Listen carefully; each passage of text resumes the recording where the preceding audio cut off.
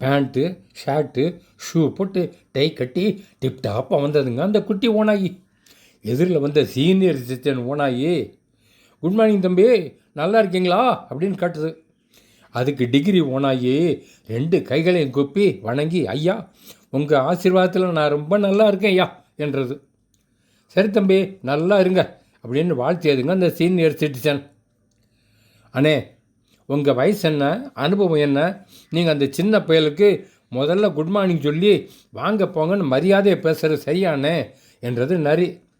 டேய், நான் விஷ் பண்ணினதுக்கு அவன் எனக்கு எவ்வளோ மரியாதை கொடுத்தான் பார்த்தியாடா, அவன் ரொம்ப படிச்சிருக்கான்டா. நான் சீனியர்னு மண்டக்கணமாக நடந்துக்கிட்டா அவனும் எனக்கு என்னன்னு விலகி போயிருப்பான்டா, உறவு உடஞ்சி போயிடும். மரியாதை கொடுத்து மரியாதை வாங்குன்னு தமிழில் ஒரு பழமொழி கூட இருக்கும், உனக்கு தெரியுமா அப்படின்னு கேட்டதுங்க அது சீனியர் சிட்டிசன் ஓனாகி.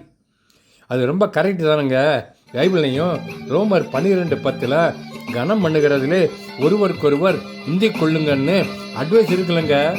ஸோ முதல் மரியாதை எனக்கு தான் தரணும் அப்படின்னு எதிர்பார்க்கிறது உறவை வலுப்படுத்தாதுல்ல ஃப்ரெண்ட்ஸ். பை.